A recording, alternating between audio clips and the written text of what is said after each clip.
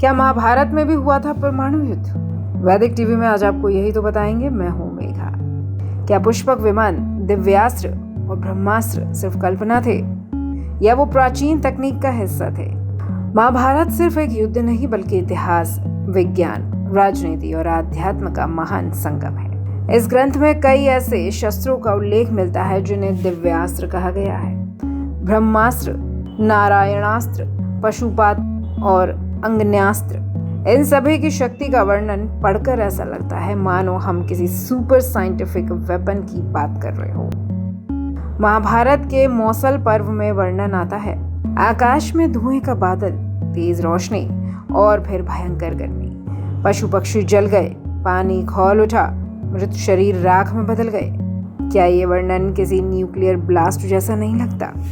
ब्रह्मास्त्र, ये महाभारत का सबसे घातक अस्त्र है जिसे अर्जुन और अश्वत्थामा जैसे योद्धा चलाने में सक्षम थे। इसे छोड़ने से पहले मंत्रोच्चारण और ध्यान आवश्यक होता था, जो दर्शाता था कि मानसिक नियंत्रण और तकनीक की अनुमति कोई प्रणाली थी। इसके प्रभाव से तापमान अचानक बढ़ जाता था, हजारों वर्ग किलोमीटर तक भूमि नष्ट होती थी और वर्षों तक वहां कुछ नहीं उगता था। यह प्रभाव आधुनिक परमाणु बम से 90% तक मेल खाता है।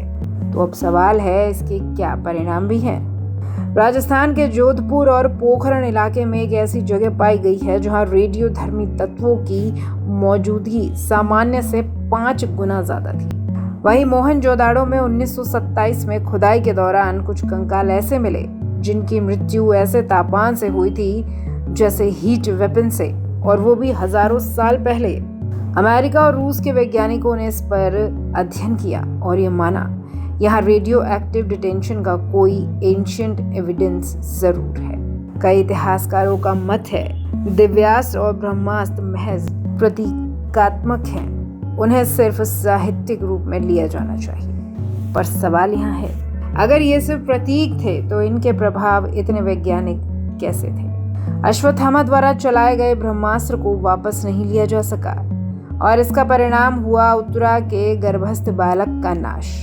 क्या ये रेडिएशन इफेक्ट जैसा नहीं है? तो क्या सच में न्यूक्लियर युद्ध हुआ था महाभारत में? इस सवाल का सीधा उत्तर तो मुश्किल है देना, लेकिन इतना तो तय है, महाभारत में जो भी वर्णित दिव्यास्त्र के प्रभाव हैं वो आधुनिक समय के न्यूक्लियर हथियार से मेल जरूर खाते हैं। ये ग्रंथ आज से हजारों साल पूर्व लिखे गए, तब कैसे इतना सटीक विवरण दिया गया?